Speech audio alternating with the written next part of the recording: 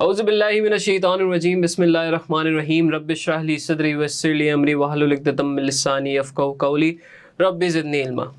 अस्सलामु अलैकुम everyone, I hope you all are doing well. My name is Salman Raza and I am back with the second lecture. जैसा कि हमने last lecture के and में कहा था कि in the next lecture we gonna start our first chapter which is essential elements of a legal system. Essential elements of legal system में हम क्या क्या कवर करने वाले थे? हम नेचर ऑफ लॉ कवर करने वाले थे, पर्पस ऑफ लॉ कवर करने वाले थे, टाइप्स ऑफ लॉ कवर करने वाले थे, हायरार्की ऑफ कोर्ट्स कवर करने वाले थे, टाइप्स ऑफ कोर्ट्स कवर करने वाले थे एंड इन द एंड हम एक ह्यूमन राइट्स का तड़का देने वाले थे। सो कहाँ से स्टार्ट करेंगे? आज हम स्टार्ट करेंगे व्हाट इज़ लॉ। लॉ क्या है? सीरियस डिस्कशन स्टार्ट होने वाली है लॉ के बारे में, सारा फोकस इधर। स्टार्ट करते हैं। I am gonna read it out. सही है, मैं रीड करूंगा और फिर मैं साथ के साथ आपको एक्सप्लेन करूंगा, सब समझ आएगा आपको, टेंशन ना ले। अच्छा जी, व्हाट इज लॉ? कहता है law is a formal mechanism of social control. Law is a formal mechanism of social control. अब यहीं रुक जाए, ये तो पहली ही डेफिनेशन में इसने इतनी खतरनाक बातें, formal mechanism of social control.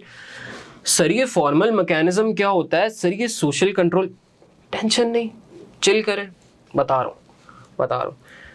Sir we live in a society, ठीक है, humans live in a society. Sir तभी तो हमें मुआशरती हैवान कहा जाता है। मगर हमें मुआशरती हैवान इसलिए कहा जाता है क्योंकि हम एक सोसाइटी में रहते हैं, बट उस मुआशरती हैवान को इंसान बनाने के लिए कुछ चीज़ें होना ज़रूरी हैं। वो चीज़ें क्या होंगी? वो चीज़ें होंगी कि कोई फॉर्मल मैकेनिज्म होना चाहिए, कोई फॉर्मल मैकेनिज्म एग्जिस्ट करना चाहिए और कोई इनफॉर्मल मैकेनिज्म भी होना चाहिए। ये दोनों चीज़ें होनी चाहिए। कुछ ऐसी चीज़ें होनी चाहिए, कुछ ऐसी बातें होनी चाहिए जो इंसान को थोड़ा सा बांध के रखे कि वो अपने काबू में रहे, जो इंसान को बांध के रखे कि वो अपने काबू में रहे। फॉर्मल मैकेनिज्म क्या होता है? फॉर्मल मैकेनिज्म में आपके पास आता है लॉ। इनफॉर्मल मैकेनिज्म में क्या आते हैं आपके? इनफॉर्मल मैकेनिज्म में आते हैं आपके मोरल्स। फॉर्मल मैकेनिज्म में लॉ, इनफॉर्मल में मोरल्स, दोनों का डिस्कस करते हैं। मोरल्स क्या होते हैं?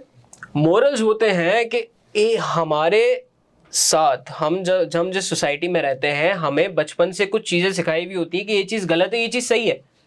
झूठ बोलना गलत है, साथ बोले झूठ बोलना गलत है, नमाज पढ़ना सही है, सच बोलना सही है, किसी को मारना गलत है, चुगली करना गलत है, गीबत करना गलत है, ये हमारे मोरल्स के अंदर है। शराब पीना गलत है, किसी के साथ गलत ज्यादती करना गलत है, ये हमारे मोरल्स के अंदर फिट इन है। हमें बचपन से पता है कि ये चीज़ें सही है, किसी को गाली देना गलत है, किसी से अच्छे इखलाक में बात करना सही है। ये सही गलत की डिस्टिंक्शन हमें इनफॉर्मली, हम पे किसी ने इम्पोज नहीं की, हमें कोई किताब नहीं पढ़ाई गई, हमें हमारे बड़ों ने बताया। हमारे आसपास के हमारे आसपास के लोग इस मैकेनिज्म को फॉलो करते थे। बट क्या ये मैकेनिज्म हमें किसी किताब के जरिए, किसी स्ट्रक्चर के जरिए पहुंचाया गया? नहीं, हमें ये अपने आसपास के लोगों से हमने सीखा। तो वो एक इनफॉर्मल तरीका था, वो एक अनस्ट्रक्चर्ड तरीका था। तो इस वजह से हमारी सोसाइटी को चलाने का इनफॉर्मल मैकेनिज्म क्या है? मोरल्स। क्या मोरल्स से काम बन रहा था? नहीं यार, मुझे पता है कि किसी को जान से मारना गलत है, क्या मेरे और लेकिन अगर किसी बंदे को नहीं पता, अगर कोई बंदा इस बात को नहीं मानता, तो मेरे मानने से फर्क पड़ता है? नहीं पड़ता। वो उसको मार रहा है, मैं कह रहा हूं भाई मत करो, ये गलत है। भाई वो कहेगा भाई तू बोल रहा है गलत है, मुझे नहीं लगता गलत, मैं मार रहा हूं। तो मोरल से काम नहीं चल रहा था, मोरल से इंसान के बच्चे नहीं बन रहे थे। तो फिर हमें क्या आया? फिर हमारे पास आया लॉ। लॉ ने बोला इधर आओ, छेती आओ, मैं बताता हूं। लॉ हमें ये नहीं बताता सिर्फ कि क्या गलत है क्या सही है, लॉ हमें अब ये भी बताता है कि एक चीज कितनी गलत है और एक चीज कितनी सही है। और लॉ हमें बताता है कि गलत करने पे तुम्हारे साथ क्या होगा। लॉ हमें बताता है कॉन्सिक्वेंसेस, लॉ हमें कॉन्सिक्वेंसेस बताता है। लॉ हमें हमारे करने के क्या नताइज।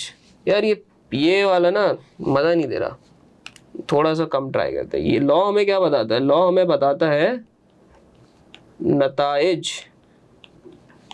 लॉ हमें नताइज बताता है कि ये जो तुम गलत कर रहे हो, इस गलत करने के कॉन्सिक्वेंसेस क्या होंगे। कॉन्सिक्वेंसेस को भी एक दफा फिर से लिख लें, लिख लेते हैं सर, लिख लें आप, लिख लें सर, आप ये कर लें पहले, हम बाद में पढ़ लेंगे। नहीं सर, थोड़ा सा समझा करें, कॉन्सिक्वेंसेस क्या होते हैं, सही है, नताइज क्या होते हैं। लॉ हमें क्या बताता है कि कुछ गलत करने के नताइज क्या होते हैं। मोरल्स हमें से बताता है ये गलत है, ये सही है। लॉ हमें ये बताता है कि इस काम को करने के तुम्हें क्या नताइज फेस करने पड़ेंगे, और इन दोनों के मिक्सचर से एक सोसाइटी स्टेबलाइज होती है, एक सोशल ऑर्डर होता है। सोसाइटी के अंदर सोशल ऑर्डर होना बहुत ज़रूरी है, वरना सोसाइटी इनस्टेबल हो जाएगी।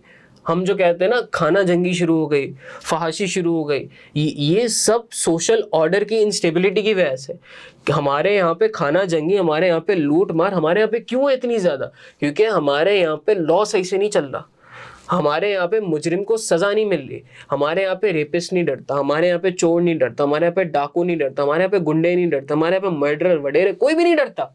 क्यों? क्योंकि हमारा लॉ सही से नहीं चल रहा। अब हमारी society is the ideal example कि सोशल ऑर्डर क्यों सही है। The Pakistani society, specially the Karachi society, is the ideal society के सोशल ऑर्डर क्यों जरूरी है। अभी रिसेंटली मर्डर केसेस हम सुनने में आ रहे हैं, हम किसी को जला दिया, किसी को लूट लिया। भी कल एक न्यूज़ आई थी कि 35 साल के आदमी को गन पॉइंट पे मार दिया लूटते हुए। तो हमारे यहाँ ये इंस्टेंसेस इतने ज़्यादा क्यों रहे? इतनी सोशल इंस्टेबिलिटी क्यों है कि लोग एक सोसाइटी में रहने वाले दो लोग, यार आप यकीन करें, इतना एक ही शहर में रह रहे हैं, एक ही शहर के रहने वाले, लेकिन एक दूसरे को क्यों मार रहे हैं?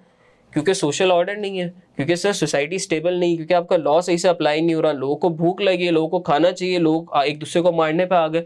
तो इन चीज़ों को ख़त्म करने के लिए लॉ आया था। अब जहाँ जहाँ ये लॉ सही, मोरल्स हमारे भी ठीक है, हमें भी पता है चोरी डकैती वगैरह ये सब गलत है, मगर होती है क्यों? क्योंकि लॉ सही नहीं है। जब तक कि वो फॉर्मल मैकेनिज्म इम्प्लीमेंट नहीं होगा, तब तक के आपकी सोसाइटी स्टेबल नहीं होगी। अब पढ़ते हैं बुक क्या कह रही है। बुक कह रही है, अब आपको समझ आया, law is a formal mechanism of social control. सही है, सोसाइटी के अंदर ऑर्डर लाने के, सोसाइटी को कंट्रोल करने के लिए लॉ आया, which is a formal mechanism. Why formal mechanism? Because it's presented in a structured way. ठीक है, and what does it tell us? It tell us the consequences of doing something. आगे बढ़ते हैं, ये क्या कह रहे हैं? Human society has developed over thousands of year from a primitive culture where the very survival of the species was at stake to the complex diverse dominant species that humans are today। ठीक है, क्या कहना चाह रहा है sir? एक point पे हजारों साल पहले ह्यूमन सोसाइटी डिपेंड करती थी हमारे ऊपर, ह्यूमंस के ऊपर, कि हम ह्यूमंस किस तरीके से एक्ट करेंगे। ठीक है, सारी, क्योंकि हमारा सर्वाइवल, हम बड़ी कॉम्प्लेक्स स्पीशीज है, हमारा सर्वाइवल सबसे मुश्किल था, तो हमारे ऊपर डिपेंड करता था हम किस तरीके से बिहेव करेंगे, तभी जाके ये वर्ल्ड सर्वाइव करता। Much of the success of this development can be attributed to rules and regulation. Rules and regulations क्या? लॉ क्या सर? रूल्स एंड रेगुलेशंस क्या होते हैं? रूल्स एंड रेगुलेशंस होते हैं कि कोई किसी भी काम का, जो हमने बताया ना कि स्कूल में आपको रूल्स एंड रेगुलेशन दिए जाते थे, ऐसे करना है, ऐसे नहीं करना, ऐसे बाल होने चाहिए, ऐसे नाखून, ऐसा यूनिफॉर्म। तो ये रूल्स एंड रेगुलेशन के तुम्हें ऐसे एक्ट करना है, ऐसे नहीं करना, ये तुम कर सकते हो, ये तुम नहीं। ये रूल्स एंड रेगुलेशंस अप्लाई हुए, lead down by the society. किसने अप्लाई किया? सोसाइटी में ही। सही है, with the little further study the need for such rules become clear. थोड़ा सा मजीद जहन लगाने के बाद अंदाजा हुआ, ये तो सच में हमें बड़ी ज़रूरत है यार इस चीज़ की तो हमें बहुत ज़रूरत है। In the early days of human existence survival was achieved by working as a group. Early days में, जब शुरू में जब ह्यूमंस आए थे, जब ह्यूमंस एग्जिस्ट हुए थे, तो उस वक्त सर्वाइवल कैसे होता था? ग्रुप में रह के। अकेला बंदा सर्वाइव नहीं करता, अकेला बंदा मारा जाता था। क्यों? क्योंकि बाकी लोग ग्रुप में सर्वाइव करते थे, साथ मिलके काम करते थे। There was a fine line between life and death. Life and death बहुत करीब का, मतलब मौत बहुत अनसर्टेन थी, बहुत अनप्रेडिक्टेबल था कि कभी भी कोई भी आपको आके मार दे कोई, क्योंकि उस टाइम पे कोई रूल रेगुलेशन, कोई लॉज इतने ज़्यादा स्ट्रिक्ट नहीं थे। उस वक्त सर्वाइवल यही था कि अगर इसके पास खाना है, मेरे पास नहीं, पकड़ लो, नहीं दे रहा मार दो। उस टाइम पे सोसाइटी ऐसे फंक्शन करती थी। ठीक है, for example the stealing of food from other group member could have eventually result in starvation of death of the victim. भाई एक के पास खाना आया, एक दूसरा बंदा ग्रुप के साथ आया, उसने उसका खाना छीन लिया, at the end of the day क्या हुआ? वो भूख से मर गया। इतनी क्लोज लाइन थी लाइफ और डेथ की, इतनी अनसर्टेनिटी थी। सही है, social order created by rules is at the foundation of the society that we see today. Social order किसने क्रिएट किया? रूल्स ने क्रिएट किया। अभी हमने बात की जिस सोसाइटी में रूल्स रेगुलेशन लॉ अप्लाई नहीं होगा, सही से काम नहीं करेगा, वो सोशल ऑर्डर नहीं आता। The framework was create that was created influences how individuals interact and how businesses operate। ये जो फ्रेमवर्क बनाया, ये जो सोशल ऑर्डर, ये जो रूल्स एंड रेगुलेशन बनाया, ये आपको क्या बताते हैं? ये बताते हैं कि इंडिविजुअल्स किस तरीके से इंटरेक्ट करेंगे आपस में, किस तरीके से कम्युनिकेट करेंगे और बिजनेस किस तरीके से ऑपरेट करेंगे। In other words it provide social control. Social control and social order are mainly the same thing. Social order is that the society should work in a specific way. Social control is that the society is in control, the society is stable. ठीक है, ये किसकी वजह से आया? Rules and regulation, law की वजह से आपकी सोसाइटी कंट्रोल। अच्छा जी, the framework of social control can be viewed having two aspect, दो एस्पेक्ट्स है। फॉर्मल कंट्रोल मैकेनिज्म, ये रहा। इनफॉर्मल कंट्रोल मैकेनिज्म, बोलिए भाई, ये रहा। ठीक है, law is a formal control, क्या बोला? लॉ होगा। Law is a formal control mechanism, it provides a structure for dealing and resolving dispute that may arise as well as providing a deterrent to those wishing to disrupt social order. क्या कह रहा है? ये है ना proper definition. कह रहा है law is a formal control mechanism, जो हमने पढ़ा। It provides a structure for dealing with and resolving dispute that may arise as well. क्या कह रहा है? ये हमें एक प्रॉपर स्ट्रक्चर देता है, ये हमें एक प्रॉपर तरीका देता है कि किस तरीके से आपस के मसले, आपस के झगड़े रिजॉल्व कर सको। मारा मारी, खून खराबा, ये कहीं से भी सॉल्यूशन नहीं है इस चीज का। ये कहीं से भी सॉल्यूशन नहीं है। लॉ आपको तरीके बताता है कि दो बंदों के बीच में अगर डिस्प्यूट है, अगर इख्तिलाफ है, तो उसके बीच में रजामंदी कैसे होगी। उसके बाद बिजनेसेस कैसे ऑपरेट करेंगे। दो बंदा आपस में तिजारत कर रहे हैं, भाई लोगों को तो सेंस थोड़ी था बिजनेस का, कि बिजनेस में फॉर्मल तरीके से होता है कि भाई अगर किसी से चीज ले रहे हो तो उसको पैसे दो। लोगों को सेंस थोड़ी था, लोगों को था यार पैसे क्यों दूं, मुझे तो ये चीज, कोई होगा ग्रीडी आदमी, कोई लालची आदमी होगा, उसको वो बोलेगा यार मुझे ये चीज दो, मैं पैसे नहीं दे रहा। क्यों नहीं दे रहे? मार देगा जान से। तो ये बिजनेसेस को प्रॉपर्ली ऑपरेट करना, कि किसी के साथ गलत ना हो, किसी के साथ नाइंसाफी ना हो, किसी का नुकसान ना हो, सब एक सेफ जोन में रह के ये सोसाइटी ऑपरेट करे, ये बिजनेस ऑपरेट करे। यही वजह थी कि लॉ आया और लॉ की वजह से बिजनेसेस सुकून से ऑपरेट होने लगे। और उसके बाद आपका क्या है? As well as providing some deterrent to those wishing to disrupt social order. क्या कहना चाह रहा है? कि हर उस इंसान जो इस सोशल ऑर्डर को खराब करना चाह रहा है, उसको किसी तरह की सजा, किसी तरह का थ्रेट, किसी तरह का वेनम दिया जाए कि वो ये खराब काम ना करे। मतलब हर उस बंदे को रिग्रेट हो, हर उस बंदे को उस बात की सजा मिले, कि हर उस बंदे को सजा मिले जो सोशल ऑर्डर खराब करना चाह रहा है। हर उस बंदे को रोका जाए जो सोशल ऑर्डर खराब करना चाह रहा है। कौन सोशल ऑर्डर खराब कर? यही आपके चोर, डकैत, डाकू, ये जो सोसाइटी है, इसको पकड़ता है लॉ, कि तुम जैसों को मैं पकड़ूंगा, मैं तुम लोगों का इलाज निकलवाऊंगा, ताकि क्या ना खराब हो सर, क्या ना खराब हो सर, सोशल कहाँ गया? सोशल ऑर्डर ना खराब हो आपका। क्या ना खराब हो? सोशल ऑर्डर ना खराब हो। इनफॉर्मल मैकेनिज्म्स, इधर हूँ मैं, इधर हूँ, कहीं नहीं जाना, इधर हूँ मैं आगे पीछे निकल जाओगे फिर ढूंढते रहोगे सर कहाँ पढ़ा रहे हैं। अच्छा जी, informal mechanisms include ethical and moral guidance. क्या बात की? आपने भी तो यही बात की, क्योंकि बात यही है कि informal mechanism, moral guidance, these are norms of behavioral expectations that society has developed over time through its culture।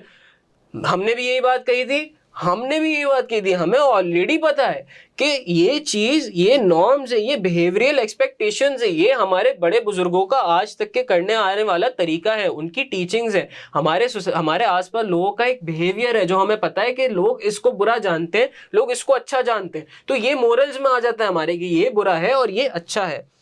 Such mechanisms have little formal structure to organize। थोड़ा सा फॉर्मल स्ट्रक्चर होता है, पूरा नहीं होता, वरना पे लॉ की जरूरत ही नहीं पड़ती। कंट्रोल और to punish such matters are deal with informally by pressure. अच्छा, अब इसमें क्या काम होता है? इसमें आप क्या कर सकते हो? ज्यादा इसमें आप पकड़ के मार नहीं सकते। इसमें आप क्या कर सकते हो? आप समझा सकते हो। आप कह सकते हो यार मत करो, यार इतने अच्छे आदमी हो मकसूद भाई, क्यों कर रहे हो यार इस तरह की हरकतें, क्यों जाके तुम रात को डकैतियां करते हो, यार मत करो, अल्लाह की राह में हो। जैसे तबलीग का काम होता है, भाई अल्लाह की राह में हो, चलो ये काम छोड़ो, ये गलत काम छोड़ो।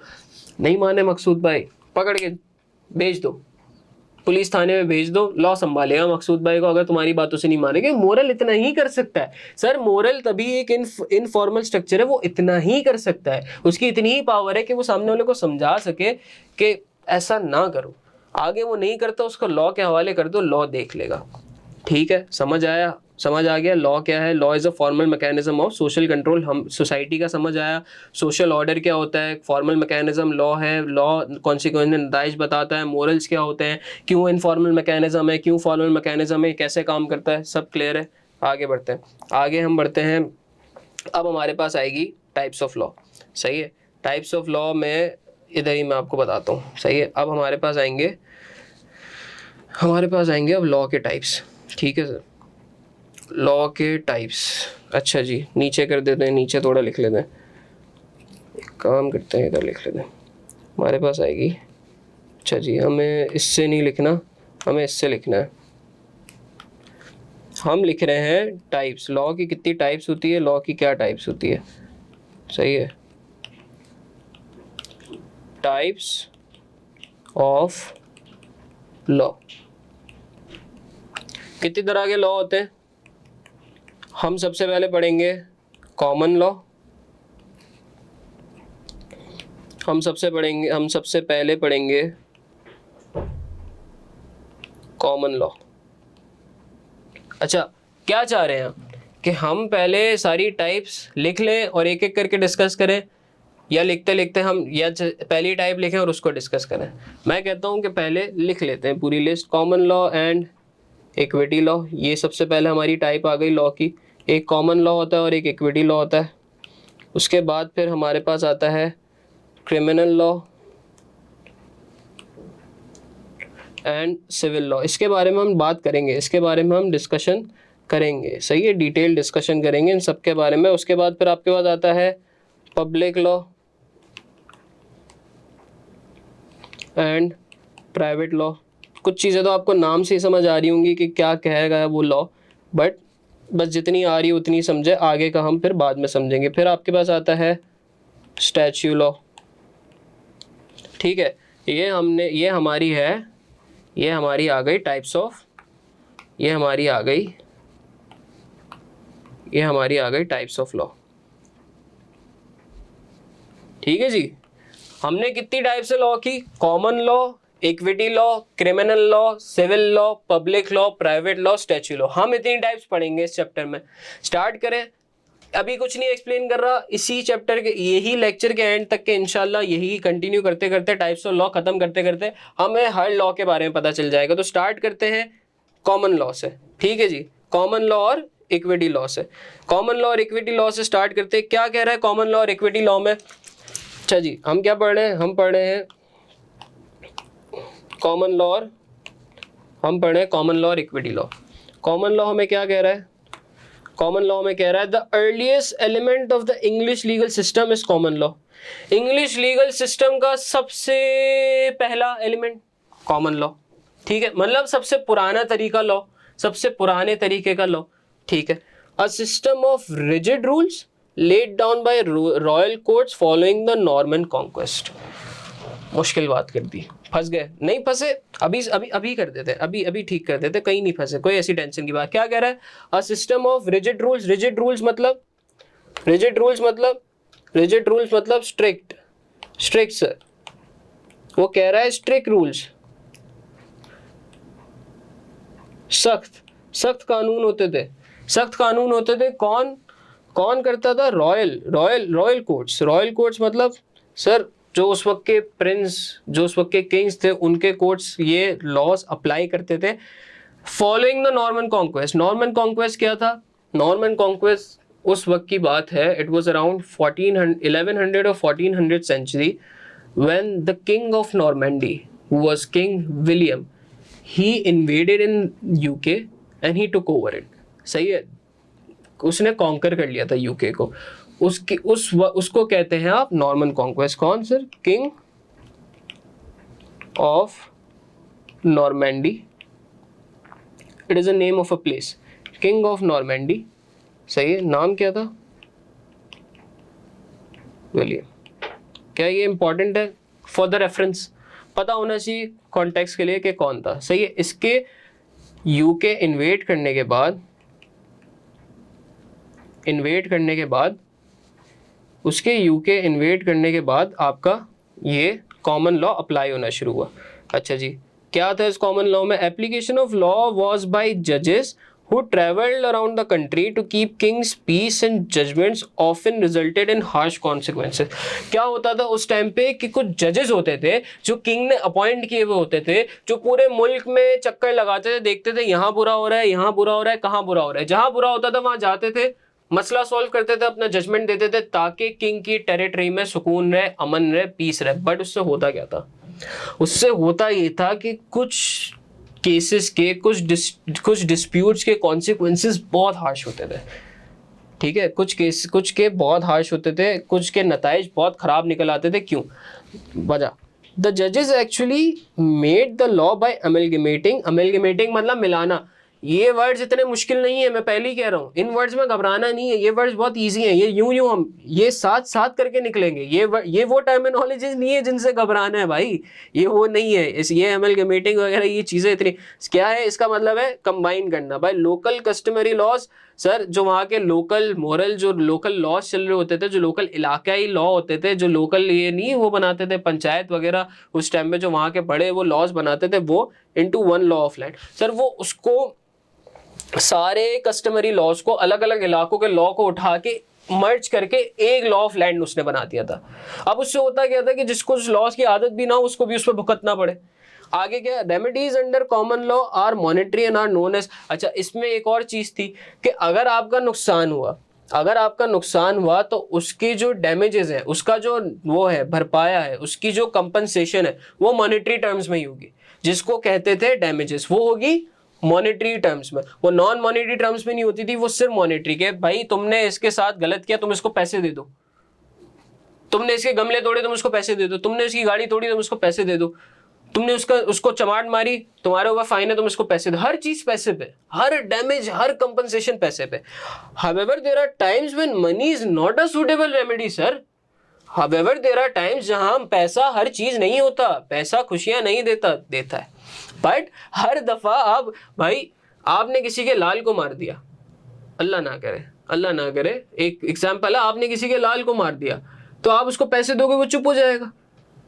नहीं, आप उसके बच्चे के बदले आप उसको पैसा देके खुश नहीं कर सकते। उससे जो चीज आपने ली है वो चीज पैसा उसको नहीं ला सकती, पैसा वही औलाद वापसी नहीं ला सकती। तो यही कह रहा है कि there are times when money is not a suitable remedy. For example भी दे रहा है, इसकी भी एग्जाम्पल सुन लो। फॉर एग्जाम्पल, अच्छा ये जो मैं एग्जाम्पल्स बता रहा हूँ ना फ्लो में, ये मैं हवाओं को नहीं बता रहा, ये मैं दीवारों को नहीं बता रहा, मैं आपको बता रहा हूँ। लिखे अपने पास, नोट करें भाई, ये एग्जाम्पल लाल को मार दिया रेमेडी, ये चीजें याद रहेंगी भाई, ये मैं बार बार रिपीट करूंगा। लेकिन अगर मैं भूल जाऊं तो ऐसा नहीं कि आपका जर्नल मुझे खाली मिले, ये मैं बता रहा हूँ। इंशाल्लाह वेबिनार रखेंगे, कभी कोई मौका मिला, अगर कभी कोई फिजिकल इंटरेक्शन हुआ हमारा, तो मैं आपके जर्नल देखूंगा। मुझे अपनी एग्जाम्पल चाहिए, मुझे याद होगी मैंने क्या एग्जाम्पल दी है, क्योंकि मैंने दी है, आपको याद होनी चाहिए, आपके जर्नल में वो एग्जाम्पल लिखी हुई होनी चाहिए। अच्छा आगे बढ़ते हैं। फॉर एग्जाम्पल, इसकी एग्जाम्पल सुने, you have agreed to buy a unique painting from an art dealer. आपने एक आर्टिस्ट से उसकी पेंटिंग खरीदने की डील कर ली। Should the dealer at the last minute sell the painting to someone else?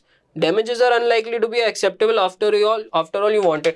मेरा दिल आ गया एक पेंटिंग पे सर, मेरा दिल आ गया सर, मेरा मोनालिसा की पेंटिंग पे दिल आ गया। मैंने उससे बात की, भाई तू मेरे से जितने पैसे लेने ले, तू मुझे पेंटिंग दे दे, मेरी बीवी को पसंद है मैं ले जाऊंगा, सही है, मेरी बीवी घर में सजा के रखेगी मैं ले जाऊंगा। अब उसने क्या किया, उसने एंड टाइम पे वो पेंटिंग किसी को बेच दी और मुझे कह रहा है यार गलती हो गई भाई, उसके ऊपर केस किया, गलती हो गई भाई, ये लो पैसे ले। अरे मैं पैसों का क्या करूं, मुझे अपनी बीवी को जवाब देना है, उसको पेंटिंग पसंद आ गई, मुझे उसको वो मुझे बाहर सुलाएगी, वो मुझे घर में नहीं घुसने देगी, भाई मैं क्या करूं पैसे का? तो यही कह रहा है कि भाई कुछ ऐसी सिचुएशंस होती हैं जहां पैसा नहीं काम आता, जहां आपको जो चीज गलत हुई है वही चाहिए होती है। उसके लिए क्या हुआ, equity was developed 200 or 300 years after the common law as a system to resolve disputes where damages are not suitable remedy to introduce fairness into this legal system। Equity develop हुई 200-300 साल बाद कॉमन लॉ के, क्यों? ताकि इस तरह के disputes को रिजॉल्व करा सके, जहां मॉनेटरी टर्म्स काम नहीं आती, वो इन मामलात को रिजॉल्व करा सके और अपने लीगल सिस्टम में फेयरनेस ला सके।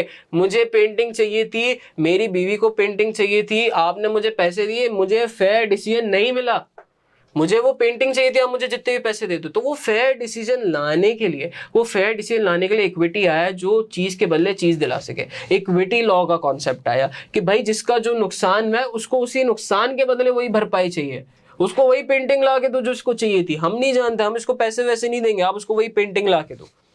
ठीक है जी। अच्छा जी, अब हमने क्या डिस्कस किया, थोड़ा सा ओवरव्यू कर लेते हैं। ऐसे सर पढ़ा के चले जाएंगे तो मज़ा नहीं आएगा। ठीक है, थोड़ा सा हमने पढ़ा कॉमन लॉ। यार ये तो एक कॉमन लॉ का जब मैं एम खा जाता हूँ ना, ये बड़ा मसला है। हमने पढ़ा कॉमन लॉ। ठीक है जी, हमने पढ़ा कॉमन लॉ। हमने कॉमन लॉ में क्या पढ़ा कि एक तो सबसे पहला point earliest form of law. ठीक है, ये अर्लीस्ट फॉर्म ऑफ लॉ, ये चीज़ें नोट करते जाए। मैं छोटे छोटे पॉइंटर्स बना रहा हूँ जो इसको समराइज कर सके। अच्छा जी, आया किसके, आफ्टर नॉर्मन कॉन्क्वेस्ट। आगे क्या है, अच्छा जी, उसके बाद मिक्सचर ऑफ कस्टमरी, इलाकाई रीतो रिवाज, लोगों के अपने कस्टम्स, लोगों के अपने ट्रेडिशंस को मिला के, जो उनके ट्रेडिशंस के अंदर जो लॉ थे उसको मिला के ये एक लॉ ऑफ द लैंड बना है, मिक्सचर ऑफ कस्टमरी लॉज। ठीक है जी, और उसके बाद रेमेडीज और डैमेजेस क्या, मॉनेटरी। सर ये मॉनेटरी होते हैं डैमेजेस, ये मॉनेटरी होते हैं, सही है। ये क्या होते हैं, ओहो ये भी मिट गया भाई। हाँ भाई तुम कर लो पहले, एक सेकंड रुकिएगा। ये क्या होते हैं, ये होते हैं मॉनेटरी। ठीक है, यही फ़र्क है। इक्विटी में क्या होता है, इक्विटी लॉ के बारे में भी कुछ ऐसी पॉइंटर्स बना दें ताकि हमें आसानी हो जाए। इक्विटी लॉ क्या पॉइंटर्स होंगे इक्विटी लॉ के बारे में,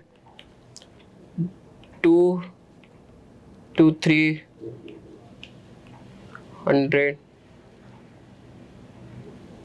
years after common law.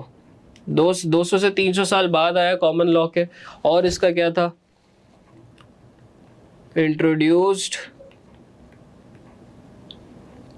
Fairness in legal system. Introduced fairness in legal system. Introduce fairness कैसे इंट्रोड्यूस की, डैमेजेस कैसे इंट्रोड्यूस की, डैमेजेस वर, एक सेकेंड रुकिएगा, कैसे इंट्रोड्यूस की बताइए, सोचिए अपने जहन में। मेरे लिखने से पहले आपको पता होना चाहिए, मैं थोड़ी लिख के हर चीज़ बताऊंगा, आपको जहन में होना चाहिए, आप मुझसे पहले लिख लें। डैमेजेस, नॉट डैमेजेस, डैमेजेस तो मॉनेटरी होती है। क्या वर्ड यूज करेंगे, remedies. Remedies were not only monetary. Sir monetary remedies नहीं मिलती थी, यही तो फर्क था कॉमन और इक्विटी लॉ में, यही तो फर्क था आपका। क्या फर्क था कि रेमेडीज जो आपकी थी वो आपकी रेमेडीज जो आपकी थी वो सिर्फ मॉनेटरी नहीं थी। ठीक है, वो आपके नुकसान के हिसाब से आपको मिलती थी, वो हर चीज़ को पैसे में डील नहीं करता था। ये हमने कुछ पॉइंट्स लिख लिए कॉमन लॉ के, ये हमने कुछ पॉइंट्स लिख लिए इक्विटी लॉ के, ये अपने पास लिख लें, हमने एक्सप्लेन कर दिया। अब हम आगे बढ़ते हैं अपने नेक्स्ट चीज़ पे। नेक्स्ट हमारे पास क्या आता है, नेक्स्ट हमारे पास आता है स्टैच्यू लॉ। स्टैच्यू लॉ क्या होता है, सही है, हम आहिस्ता आहिस्ता टाइप्स कवर कर रहे हैं, साथ रहिएगा। स्टैच्यू लॉ क्या होता है, whilst the judiciary is responsible for creation of common law, ये तो हमें पता है कि जुडिशरी रिस्पॉन्सिबल है फॉर द क्रिएशन ऑफ, जो जजेस हैं वो रिस्पॉन्सिबल हैं कि वो कॉमन लॉ क्रिएट करें, वो कॉमन लॉ के ऊपर फैसले दें। Parliament is responsible, common law कौन संभालता है सर? आसपास के जो आम आवाम के जो डिस्प्यूट्स थे वो कॉमन लॉ संभालता था, जिसकी जिम्मेदारी किसकी थी? जुडिशरी की जिम्मेदारी थी, जजेस की जिम्मेदारी थी इसके ऊपर फैसले देना। अब parliament is responsible for statue law, parliament जो मुल्क के जो कानून है, पार्लियामेंट वो रिस्पॉन्सिबल है स्टैच्यू लॉ के। Statute law is usually made in areas so complicated और unique that suitable common law alternatives are unlikely or would take an unacceptable length of time to develop. Company law is one example of this. Common law ना, common law basic type है law की, ठीक है। Common law छोटे मसाइल deal करता है, ठीक है। कॉमन लॉ आपके क्या डील करता है? कॉमन लॉ आपके छोटे मसाइल डील करता है। जैसे कॉमन लॉ के अंडर आते हैं, कॉमन लॉ आपका क्या डील करता है सर? कॉमन लॉ के अंदर आपके आते हैं डिस्प्यूट्स आ गए सर, स्मॉल क्राइम्स आ गए सर आपके पास, ये चीज़ें कॉमन लॉ के अंदर आती है, छोटी मोटी छोटी छोटी जितनी भी चीज़ें ना ये। अच्छा ये जो है ना स्टैच्यू लॉ, ये बात करता है कॉम्प्लिकेटेड चीज़ों के बारे में, ये बात करता है कॉम्प्लेक्स चीज़ों के बारे में, ये उन चीज़ों के बारे में बात करता है which are not covered by common law, जिसकी जो कॉमन लॉ के ऊपर, जो कॉमन लॉ नहीं संभाल सकता इतनी कॉम्प्लेक्स चीज़ है, उसके लिए आता है स्टैच्यू लॉ। जो ये गवर्नमेंट की रिक्वायरमेंट्स, गवर्नमेंट की रेगुलेशंस, ये देखे ना, इधर लिख लेता हूँ मैं, गवर्नमेंट रेगुलेशंस हो गई आपकी, ये जो आपके लॉज बनते हैं regarding different type of agency, regarding different type of industries, regarding different types of import export की रिक्वायरमेंट्स होती हैं आपकी कंपनी। देखिए इन लोगों ने मेन एग्जाम्पल ये कंपनी लॉ की दी है कि ये जो कंपनी लॉ है ना, ये भी एक बहुत बड़ी चीज़ है। ये आप जब पढ़ेंगे तो बड़ा मज़ा आएगा आपको। ये बड़ी इंटरेस्टिंग चीज़ है, ये बड़ी कॉम्प्लेक्स चीज़ें होती हैं, इसमें छोटी छोटी रिक्वायरमेंट्स होती है सर, 7 दिन की रिक्वायरमेंट, इसकी रिक्वायरमेंट, इतनी कॉपीज़ होनी चाहिए, इतने टाइम तक के यहाँ पहुँचना चाहिए, एक प्रोसेस बनता है पूरा। वो पूरा प्रोसेस बनाना कॉमन लॉ के बस की बात नहीं है, उसके लिए हम यूज़ करते हैं स्टैच्यू लॉ। ठीक है, समझ आ गया? स्टैच्यू लॉ क्या, वो चीज़ें बनाता है स्टैच्यू लॉ जो कि कॉमन लॉ के बस की बात नहीं है, विच इंक्लूड्स कॉम्प्लिकेटेड और यूनिक थिंग्स। सही है, और बनाता कौन है? पार्लियामेंट। कौन रिस्पॉन्सिबल है इसके लिए? पार्लियामेंट। कौन रिस्पॉन्सिबल है? पार्लियामेंट। 3 दफा वीडियो को बैक करके फिर से रिपीट, मैं रिपीट नहीं करूंगा, अब आपके पास ऑनलाइन में ऑप्शन है, वीडियो बैक करें फिर से चलाएं, फिर बैक करें फिर से चलाएं, मेरे साथ रिपीट करते रहे, मजाक कर रहा हूँ। कौन रिस्पॉन्सिबल है? पार्लियामेंट। कौन रिस्पॉन्सिबल है? Parliament. Parliament is responsible for statue law. आगे बढ़ते हैं, इंपॉर्टेंट कॉन्सेप्ट आ रहा है, आंखें खुली रखें बिल्कुल, ठीक है। इंपॉर्टेंट कॉन्सेप्ट क्या है? Public law and private law. Public law and private law क्या होता है? पब्लिक लॉ पढ़ते हैं, क्या होता है प्राइवेट लॉ पढ़ते हैं। Most of the law that you will be studying is private law. तकरीबन जो आप लॉ पढ़ोगे ना वो प्राइवेट लॉ होगा, ठीक है। क्यों होगा? That is the law which deals with relationships and interaction between businesses and private individual groups of organization। हमने टेबल ऑफ कंटेंट देखा था, उसमें हमारे पास लॉ ऑफ ऑब्लिगेशंस आ रहे थे। लॉ ऑफ ऑब्लिगेशन कंपनी के ऊपर अप्लाई होता है? नहीं, 2 इंडिविजुअल्स के बीच के कॉन्ट्रैक्ट के ऊपर अप्लाई होता है। टॉर्ट लॉ आता है, वो भी इंडिविजुअल्स पे अप्लाई होता है। पार्टनरशिप एक्ट, आपका सोल प्रोप्राइटरशिप, आपका अच्छा खासा पोर्शन आप प्राइवेट लॉ ही पढ़ रहे हैं। ऑर्गेनाइजेशन में कंपनी आती है, ये सब आते हैं, ये सब कहाँ अप्लाई हो रहा है? ये प्राइवेट लॉ में अप्लाई हो रहा है। इंडिविजुअल ऑर्गेनाइजेशंस के बारे में जो आप लॉ पढ़ते हैं, आपका तकरीबन मवाद ही उसके ऊपर डिपेंड करता है कि आपके तकरीबन सिलेबस आउटलाइन ही इसके ऊपर है, प्राइवेट लॉ के ऊपर। The state provides a framework for dealing with disputes and for enforcing decision, but it is for individual to handle matters between their self. For example, अच्छा स्टेट आपको बताता है कि अगर इस बंदे ने ये किया, अगर इस बंदे ने ऐसा कुछ किया तो इसकी ये सजा है। ये स्टेट ने बता दिया, ये फ्रेमवर्क स्टेट ने दे दिया। अब ये कौन डिसाइड करेगा इस बंदे ने किया? ये कौन डिसाइड करेगा? ये कौन प्रूफ करेगा इस बंदे ने किया है क्या? ये चीजें जो रिजॉल्व करनी है ना, ये जो छोटे छोटे मामला था, स्टेट ने अपना काम कर दिया। स्टेट ने बोला अगर तुम ये प्रूफ कर दो ना कि इस बंदे ने किया, इसको ये सजा दे देना, बात खत्म। अब प्रूफ कैसे होगा, कौन मानेगा, कौन मनवाएगा, कौन सुनेगा, ये सब इंडिविजुअल्स के आपस का काम है। इसका स्टेट का काम ये था कि वो आपको ये फ्रेमवर्क दे दे, अब ये इंडिविजुअल्स आपस में ये चीज़ को रिजॉल्व करें। स्टेट ने उनकी मदद कर दी, सही है। For example sale of goods act 1979, किसी चीज़ को बेचने के लिए जो रूल्स अप्लाई होते हैं वो आता है sale of good goods act में ये इन लोगों ने एक एग्जांपल दे दिया आपको, सेल ऑफ गुड्स एक्ट, सही है, जो 1979 में बना था, regulates the sale of goods, सही क्या कह रहा है, सेल ऑफ गुड्स को रेगुलेट करता है किसी चीज को बेचने को। It provides rules that must be adhered to when making sales. Adhered का मतलब फॉलोड, फॉलोड, ये छोटी छोटी टर्मिनोलॉजी है, मुश्किल नहीं। अडर्ड का मतलब फॉलोड, लिख लें, नहीं आ रहा लिख लें। To make, to when making a sale, उसने क्या बोला कि उसने बोला कि भाई इसकी एक एग्जांपल ये है, सेल ऑफ गुड्स है। स्टेट ने आपको सेल ऑफ गुड्स एक्ट 1979 में बना के दे दिया। अब उसके बाद 1979 के बाद से जो चीजें बेच रहे हैं इंडिविजुअल्स, जो चीजें बेच रहे हैं इंडिविजुअल, अब वो इंडिविजुअल्स के ऊपर है कि वो उस लॉ को कैसे अप्लाई करें और उसके अंदर रहते रहते अपनी ट्रांजेक्शंस करें। अगर उसके अंदर रहते रहते वो ट्रांजेक्शंस करें तो state is accountable to listen to them. But अगर वो उससे बाहर के और उनका कोई नुकसान हुआ, state is not accountable, state is not accountable to listen to them और टू केटर देम। ठीक है, आगे बढ़ते हैं। Should any dispute arise that is covered by the act, it is up to the parties to resolve the matter themselves using, सही इधर रूम है, should any dispute arise that is covered by the act, it is up to the parties to resolve the matter themselves using rules laid down by the legislation, the state does not get involve. ठीक है, rules दे दिए, यही बात कर रहे हैं, rules दे दिए, अब बंदे आपस में सॉर्ट करें कि क्या करना है। ये है आपका प्राइवेट लॉ। पब्लिक लॉ क्या कहता है? Public law is mainly concern with the government and the operation and functions of public organisation such as councils and local authorities. It will such as councils and local authorities, यहाँ रुक जाते हैं, यहाँ रुक जाते हैं। प्राइवेट लॉ में हमने पढ़ा इंडिविजुअल के मसाइल सॉल्व करें। पब्लिक लॉ क्या कर रहा है sir? It deals with government and the operation and functions of public organisation. Sir उसके नाम में है, सर उसके नाम में है, पब्लिक लॉ के नाम में है कि वो पब्लिक ऑर्गेनाइजेशंस के डील करता है। It is concern with public organisation and government operations and government authorities. ठीक है, आगे बढ़ते हैं। क्या एग्जांपल दी उसने बोला such as council and local authority, जो आपके काउंसिल होते हैं, जो आपकी लोकल अथॉरिटीज होती है, वो इसमें फॉल करती है। It will not be a great interest to you, it will not be a great interest to you in your studies. क्यों? क्योंकि हमारा इसमें हमारा इंटरेस्ट इसमें है नहीं, क्योंकि हमारा ये कोर्स आउटलाइन में है नहीं, हमारा इतना इसका पोर्शन है नहीं, इसमें हमारी इतनी एफर्ट्स लगेंगी नहीं, सही है। तो इस वजह से ये हमें इतना इंटरेस्ट नहीं आएगा इसमें, क्योंकि हमारी फील्ड से भी रिलेट नहीं करता।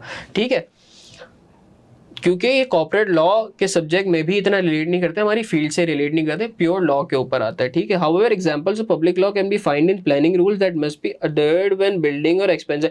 अब ये कहाँ अप्लाई होता है? ये बता रहा है, ये बता रहे कि पब्लिक लॉ स्पेसिफिकली आपके पास तब अप्लाई होता है जब आप प्लानिंग करते हो टू एक्सपेंड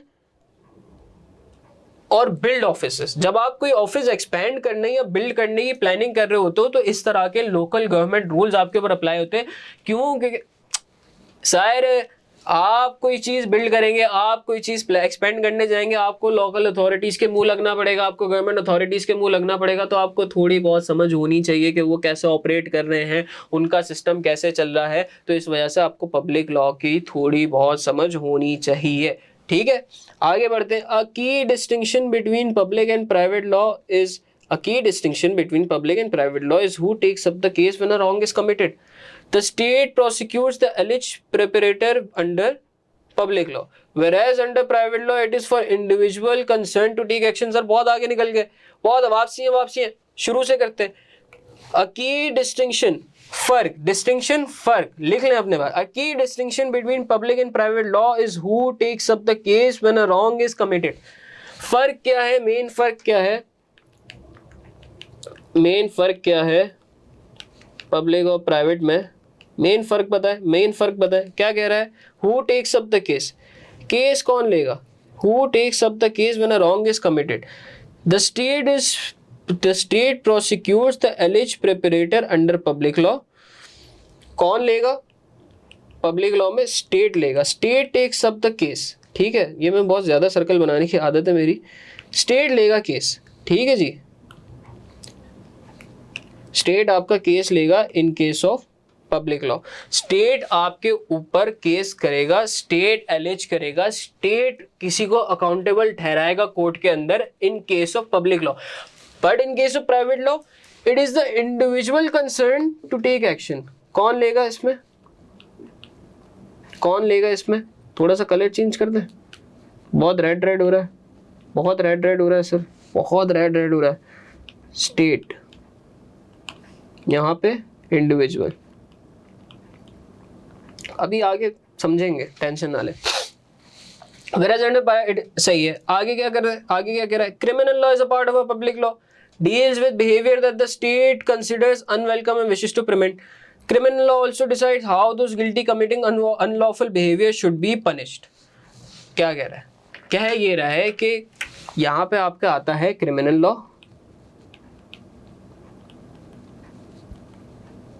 यहाँ पे आता है सिविल लॉ।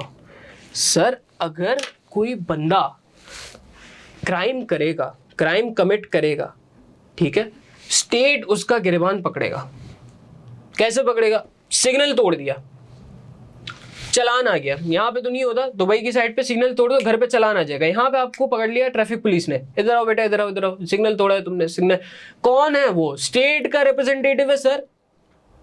ट्रैफिक पुलिस वाला स्टेट का रिप्रेजेंटेटिव है, उसने आपको पकड़ लिया, वो कहेगा चलान करो। अब जो आपको अकाउंटेबल ठहरा रहा है वो स्टेट है, स्टेट ने आपके अगेंस्ट एक्शन लिया है, आपने ये क्राइम किया है। सिग्नल तोड़ना क्राइम है, भले आप रोज करते हैं, वो क्राइम ही। प्राइवेट लॉ में क्या कह रहा है? इंडिविजुअल केस करेगा, ठीक है। आपने मेरे साथ बिजनेस कर रहे थे, आपने कर दिया फ्रॉड, आप मेरे पैसे दबा के बैठ गए।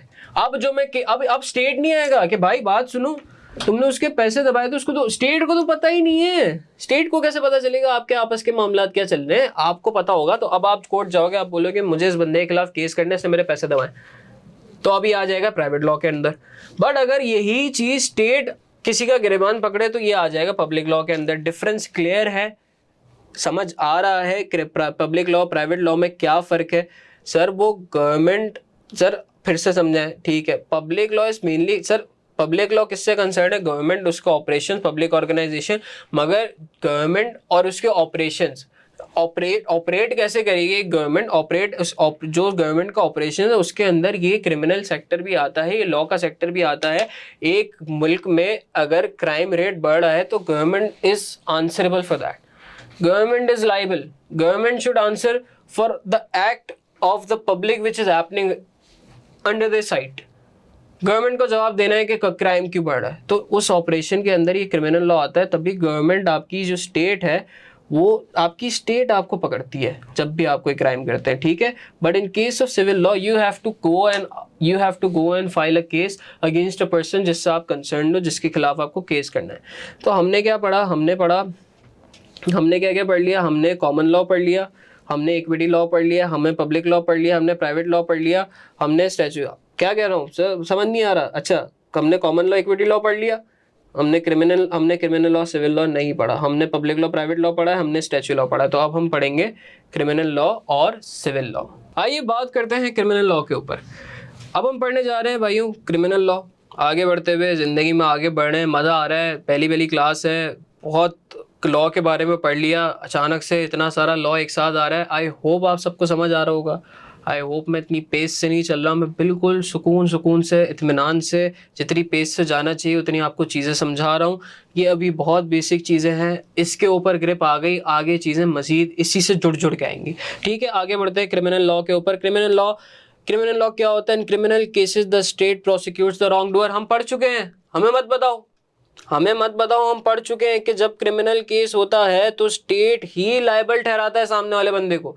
क्यों? क्योंकि ये गवर्नमेंट के ऑपरेशंस का पार्ट है कि क्राइम रेट मुल्क में कम रहे, तो इस वजह से स्टेट ही सामने वाले को पकड़ता है। A crime is conduct prohibited by the law. Crime क्या है? क्राइम की डेफिनेशन क्या है? Crime is a conduct, crime वो एक्टिविटी है जो लॉ ने मना की। हर वो काम जो लॉ ने मना किया वो करना क्राइम है। सिंपल। क्या कह रहे हैं? every action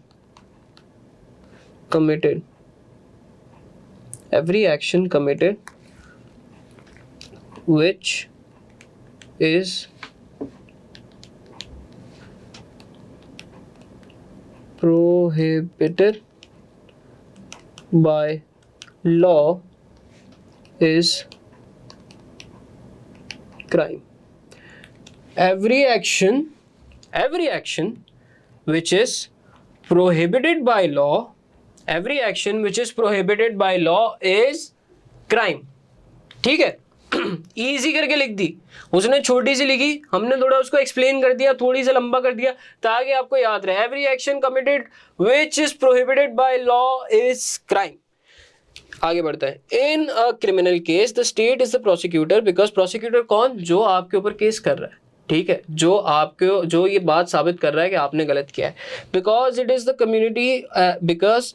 community as a whole which suffers as a result of law being broken.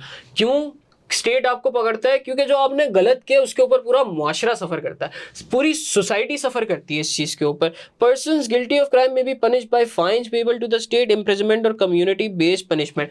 हर तरह की पनिशमेंट होती है. कुछ तरह की उसने बता दी कि या तो गवर्नमेंट आपको बोलेगी आप फाइन दो जिस बंदे ने क्राइम किया, या तो वो फाइन दे, या तो वो जेल में बंद हो जाए, या तो स्टेट इम्प्रिजनमेंट आ जाएगी, या फिर कम्युनिटी बेस्ड पनिशमेंट उसको मिलती है. कम्युनिटी बेस्ड पनिशमेंट जैसे सोसाइटी, कम्युनिटी, किसी भी तरह की छोटी मोटी पनिशमेंट के 100 उठक बैठक कर लो, मजाक करो, इस तरह की नहीं होती, बट किसी भी तरह की छोटी मोटी पनिशमेंट उसको मिल जाती है. ठीक है, या तो फाइन, या तो स्टेट इम्प्रिजनमेंट, या तो कम्युनिटी बेस्ड कोई इम्प्रिजनमेंट होती है. अगर मैं उसकी छोटी सी मिसाल दूं कम्युनिटी बेस्ड इम्प्रिजनमेंट की, जो अभी मेरे जहन में आ नहीं रही, बट ऑनेस्टली बहुत छोटी तरह की पनिशमेंट्स होती है. जैसे कि 100 साल तुम्हें यहाँ काम करना है, तुम्हें 10 साल यहाँ पे काम करना है एज अ पनिशमेंट के. अगर तुमने इसके बिजनेस का बुरा किया, अब तुम्हें इसी के बिजनेस पर 10 साल काम करना है just to serve your right, और आपके ऊपर कड़ी नज़र रखी जाएगी और आपको बड़ी मेहनत से काम करना है. ठीक है, ये चीज़ें होती है. किसी को होता है कि यार आपने इसका नुकसान किया है तो आप अब ये बना के दो, या आप ये अरेंज करवा के दो. इस तरह की punishment just to compensate what damage has been done. ठीक है, generally the police take the initial decision to prosecute, but then it is reviewed by the Crown Prosecution Service. Some prosecutions are started by the Director of Public Prosecutions, who is the head of the Crown Prosecution Service. सबसे पहले police पकड़ती है, आ जाओ signal तोड़ा, आ जाओ. Police ने पकड़ लिया, पुलिस ने बोला आपके ऊपर तो आपने तो क्राइम किया, आप कोर्ट जाएंगे. ठीक है, कोर्ट गए तो कोर्ट में वो रिव्यू करता है कि यार ये केस होना भी चाहिए, इसने क्या तोड़ा भी. कौन रिव्यू करता है? Crown prosecution service. Crown prosecution service आपकी जो आपका वो इदारा है जो ये चीज़ देखता है कि जो क्रिमिनल्स को लायबल ठहराया गया है उनका केसेस सॉल्व करता है, उनकी पनिशमेंट डिसाइड करता है और चेक करता है कि उनको जिस चीज़ के लिए लायबल ठहराया गया वो कितनी एडवर्स है, उसका इफेक्ट कितना बुरा है कि उसके ऊपर हम कितनी लायबिलिटी या कितना फाइन या कितनी पनिशमेंट हम दे सके. Some prosecution are started by the कुछ prosecution director of public prosecution. कुछ बड़े ही जुर्म होते हैं जो पुलिस के भी हाथों में नहीं आते, वो director of public prosecution start करता है. वो कौन है? Director of public prosecution. He is the head of the crown prosecution service. कौन है head? Director of public prosecution is the head of the crown prosecution service. याद रहेगा, लिखे अपने पास. Director of public prosecution is the head of the crown prosecution service. Crown prosecution service जो इदारा जो ये चीज डिटरमाइन करता है कि ये बंदा जो लायबल है उसकी लायबिलिटी कितनी होनी चाहिए, जो इस तरह के केसेस से डील करता है, उसका हेड कौन है? Director of public prosecution. आगे बढ़ते हैं. In a criminal trial the burden of proof convict or to convict the accused rest with the prosecution. क्या कह रहा है कि अगर क्रिमिनल ट्रायल चल रहा है, अगर एक किसी बंदे के ऊपर जुर्म का केस चल रहा है, क्राइम का केस चल रहा है, तो बर्डन ऑफ प्रूफ, साबित करने का बोझ किसके ऊपर आ रहा है? प्रोसिक्यूशन के ऊपर. प्रोसिक्यूशन कौन है? स्टेट साबित करेगा इस बंदे ने गलत किया. स्टेट ने इल्जाम लगाया, स्टेट साबित करेगा इस बंदे ने गलत किया. The prosecution must meet the standard of proof which means its case beyond reason. क्या कह रहा है? स्टैंडर्ड ऑफ प्रूफ क्या है? अच्छा, कह रहा है कि जो प्रोसिक्यूशन है उसको जो प्रूफ करना है उसका हमने एक स्टैंडर्ड दे दिया. वो स्टैंडर्ड क्या है? वो स्टैंडर्ड कह रहा है देयर शुड बी, लगता है पेन की चार्जिंग खत्म हो गई. खैर, वो स्टैंडर्ड क्या कह रहा है? वो स्टैंडर्ड कह रहा है कि there should be no doubt, which means proving its case beyond the reasonable doubt. Doubt तो होना ही नहीं चाहिए कि क्यों? क्योंकि देखें, आप ना किसी को किसी जुर्म के लिए ठहरा रहे हैं, कोई छोटी बात नहीं है. अगर कोई बहुत बड़ा जुर्म है, किसी को 10 साल 20 साल सजाए उम्री मिल रही है उसे, तो कोई डाउट नहीं होना चाहिए इस चीज में कि इसने गलत किया है कि नहीं किया। यू शुड बी 100% श्योर कि इसने गलत किया है। जब आप 100% श्योर होंगे तभी ये चीज जस्टिफाइड होगी, तभी ये चीज जस्टिफाइड होगी। जब आप जब 100% श्योर होंगे तभी ये चीज जस्टिफाइड होगी कि इसे सही सजा मिली है। हल्की सी आपकी नालायकी, हल्की सी आपकी नेग्लिजेंस एक सामने वाले की जिंदगी खराब कर सकेगी। So there is a lot at stake, stake पे बहुत कुछ है। तो इस वजह से you should be 100% sure, there should be the case should be beyond reasonable doubt. Doubt की तो गुंजाइश ही नहीं है, डाउट तो छोड़ ही दो, सही है, आपको डाउट नहीं होना चाहिए। ठीक है, आगे अब कंटिन्यू करेंगे हम सिविल लॉ। अच्छा जी, सिविल लॉ की तरफ जाने से पहले एक चीज जो हम इधर लिख रहे थे, पेन अल्हम्दुलिल्लाह चल गया। अच्छा जी, हम क्या लिख रहे थे कि ये जो हमने एंड में पढ़ा, that the prosecution must be the standard of proof which means proving its case beyond reasonable doubt। Sir इसका क्या मतलब है? इसका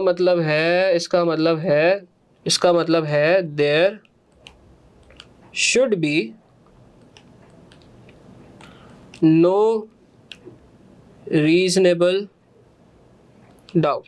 there should be no doubt, सही, किसी भी तरह का डाउट नहीं होना चाहिए when you are a state and you are keeping a person accountable for a crime.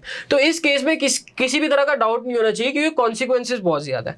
समझ आ गई? आगे बढ़ते हैं, ये चीजें नोट कर लीजिएगा। आगे बढ़ते हैं सिविल लॉ के ऊपर। सिविल लॉ में क्या कह रहा है?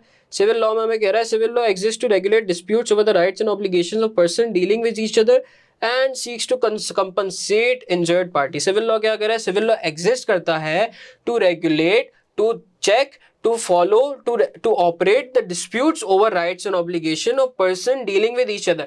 सर दो बंदों के बीच के राइट्स और ऑब्लिगेशन के मसाइल, दो बंदों के बीच के राइट्स और ऑब्लिगेशन के मसाइल जो आपस में डील कर रहे हैं उसको कंपनसेट, उसमें अगर किसी का नुकसान हुआ है तो उस नुकसान होने वाले बंदे को कंपनसेट करने के लिए सिविल लॉ एग्जिस्ट हुआ, सिविल लॉ एग्जिस्ट हुआ।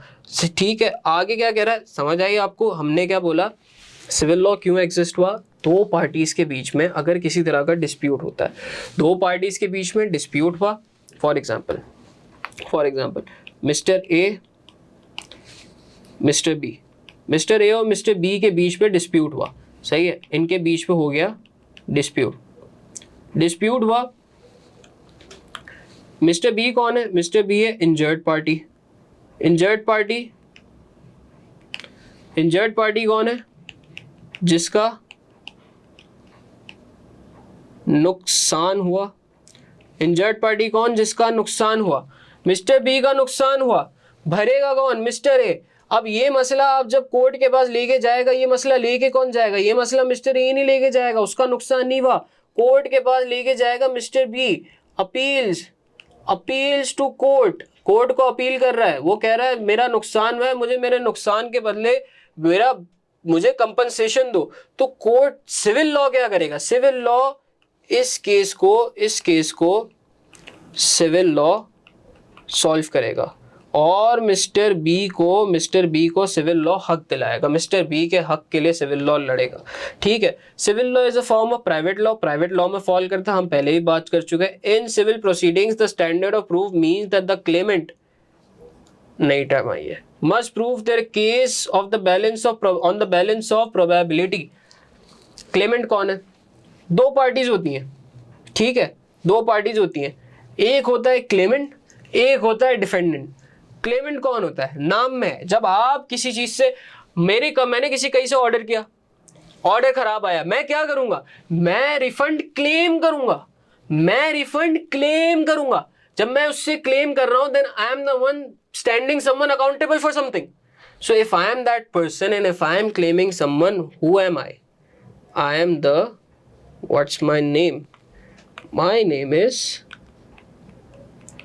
claimant, because I am the one who's claiming that I have been injured, that something wrong has been done to me. I am the one claiming that। Okay, moving forward, second party defendant।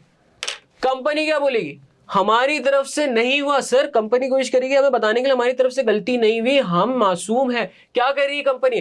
Defend कर रही है अपने आप को। Company अपने आप को defend कर रही है अपने ऊपर लगने वाले एलिगेशंस को। तो कंपनी क्या हुई? इस केस में मिस्टर ए क्या हुआ? इस केस में मिस्टर ए क्या हुआ, वो तो दूसरी एग्जांपल थी, इस केस में मिस्टर ए डिफेंड करेगा, मैंने कुछ गलत नहीं किया, मुझसे कुछ गलती नहीं हुई, ये झूठ बोल रहा है, ये क्या हुआ, डिफेंडेंट। क्या हुआ, ये पार्टी हो गई आपकी डिफेंडेंट, ठीक है। मिस्टर ए आपका क्लेमेंट, मिस्टर बी आपका क्लेमेंट, मिस्टर ए आपका डिफेंडेंट, ठीक है। दो पार्टीज हो गई, हमें समझ में आ गया, आगे बढ़ते हैं। The claimant must convince the court that is it is more probable that not their assertions are true.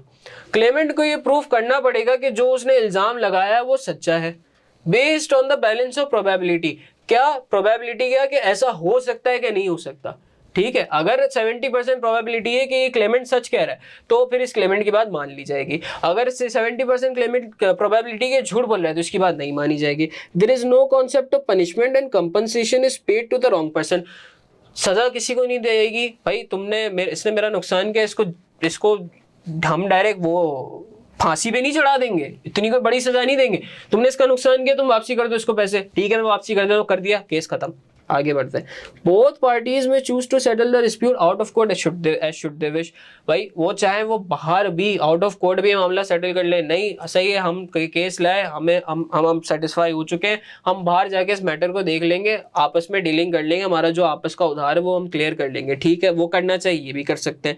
Terminology, private law है ना, इतनी स्ट्रिक्टनेस नहीं है, सही है, क्योंकि प्राइवेट मामला है, दो इंडिविजुअल्स का मामला, वो आपस में ये सॉल्व कर सकते हैं, इतना कोई बड़े बड़े हैवी मैटर नहीं आते उसके अंदर। Terminology in civil cases different than to that of, अच्छा इसमें देखे क्या कह रहा है, सिविल केसेस में और क्रिमिनल केसेस में भी टर्मिनोलॉजीज अलग है। आप बताएं, a claimant sues a defendant, a civil case would be therefore, claimant sue कर रहा है डिफेंडेंट को, क्लेमेंट इल्जाम लगा रहा है डिफेंडेंट को, क्लेमेंट क्यों, क्योंकि वो क्लेम कर रहा है, वो इल्जाम लगा रहा है, डिफेंडेंट क्यों, क्योंकि वो उसको डिफेंड करेगा, ठीक है। A civil case would therefore be referred to as Smith versus, ये इन्होंने एग्जांपल दिए, स्मिथ वर्सेस मेगाकॉर्प, स्मिथ कौन, क्लेमेंट, मेगाकॉर्प कौन, डिफेंडेंट। स्मिथ ने केस किया मेगाकॉर्प के ऊपर, ठीक है।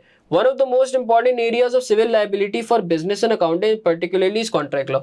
Civil law की सबसे important जो शाख निकलती है वो निकलती है आपकी contract law, जो कि हम पढ़ेंगे law of obligation में, बड़े मजे का टॉपिक है contract law, जो हम पढ़ेंगे कहाँ, लॉ ऑफ ऑब्लिगेशंस में, जहां दो इंडिविजुअल्स के बीच में एग्रीमेंट हो रहा है बिजनेस के, उसमें सिविल लॉ में सबसे ज्यादा इंपॉर्टेंट एरिया कॉन्ट्रैक्ट लॉ ही है बिजनेस के पर्सपेक्टिव से।